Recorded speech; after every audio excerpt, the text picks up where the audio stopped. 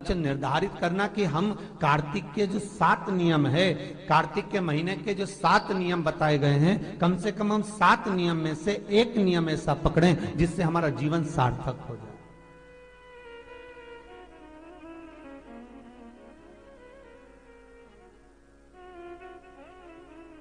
आप भले 7 नियम नहीं कर रहे कार्तिक के, भले एक नियम करो, पर वो नियम हमारा पूर्ण चलना चाहिए, उसकी नियम की पूर्णता पूर्ण होना चाहिए।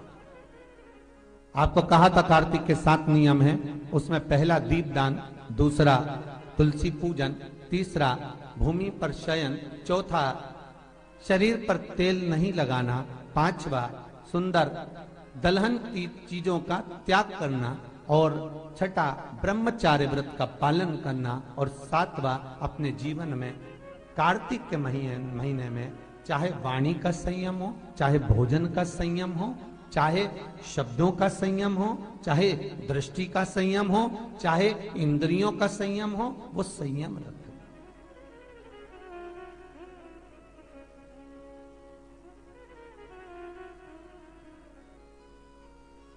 वो संयम धारण करना। अब हमें ये ज्ञात करना है कि 7 नियम जो कार्तिक के महीने के होते हैं, कार्तिक माहत्म्य में जो 7 नियम बताए गए होते हैं, इन 7 नियम में से कोई एक नियम हम हमारी जिंदगी में उतार लें, कोई एक नियम हम हमारे जीवन में उतार लें, जिस नियम के बल पर हमें परमात्मा का साक्षीकरण हो जाए।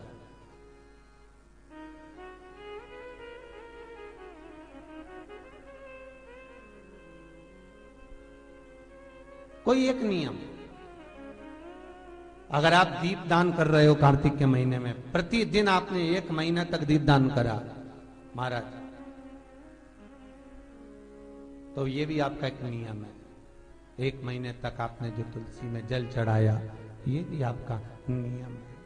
आपने अगर वाणी पर संयम रखा है, ये भी आपका महाराज।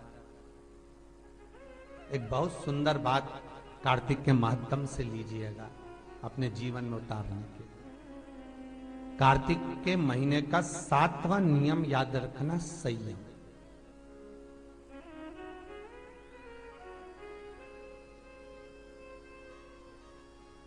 किस समय पर किस चीज का संयम होना चाहिए, ये हमारे इतना सुंदर लिखा है।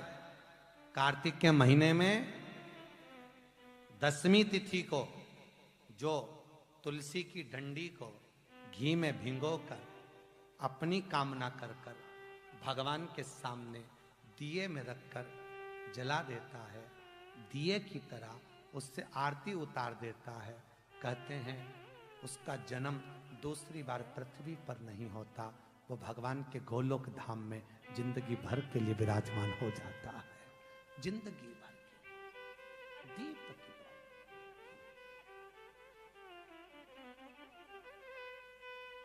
विष्णु पुराण किस किसने सुनी है? हाथ उठा।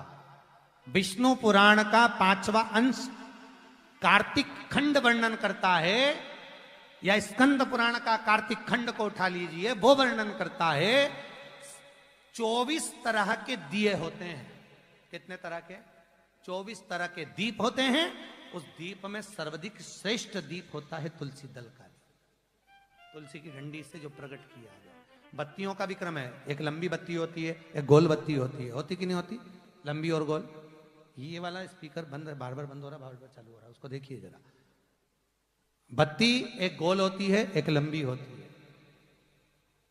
गोल बत्ती और लंबी बत्ती में अंतर होता है, बहुत जमीन आसमान का अंतर है, बहुत ध्यान देना इसका।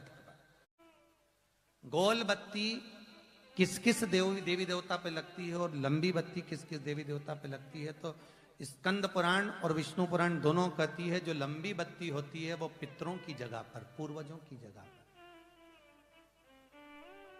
पूर्वजों की जगह पर, बड़ के पेड़ के नीचे, पीपल के पेड़ के नीचे लंबी बत्ती का प्रमाण है।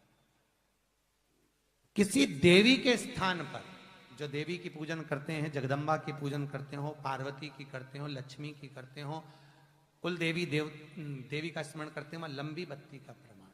और जो गोल बत्ती होती है, वो गोल बत्ती का प्रमाण किसी हनुमान मंदिर, राम मंदिर, शिव मंदिर, जितने देवताओं के मंदिर हैं वहां पर गोल बत्ती का प्रमाण। लंबी बत्ती देवी के स्थान पर इसलिए जलाई जाती है क्योंकि देवी वंश की और लक्ष्मी की वृद्धि करती है।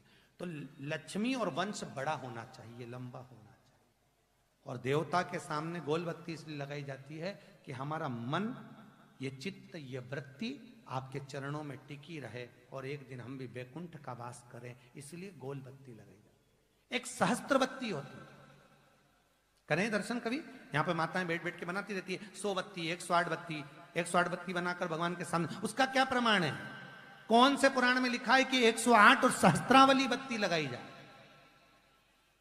तो स्कंद पुराण में कार्तिक खंड के अंदर स्पष्ट किया गया, सहस्त्रावली बत्ती, 108 लंबी बत्तियों का जो प्रमाण है वो कहते हैं कि जिस व्यक्ति ने किसी तीर्थ को ना करा हो, पूरे तीर्थ नहीं गए हो, सारे तीर्थों का स्नान नहीं करा हो, किसी तीर्थ में दर्शन करने से वंचित रह गए हो, तो 108 बत्ती की एक बत्ती बनाकर किसी नारायण के मंदिर में, शिव मंदिर में, देवी के मंदिर नहीं, केवल देवता के मंदिर में अगर उसको घी में भिंगोकर प्रज्वलित कर दिया जाता है तो सारे तीर्थों के दर्शन का फल उस जीव को प्राप्त हो जाता है। उसको सहस्त्रावली बत्ती,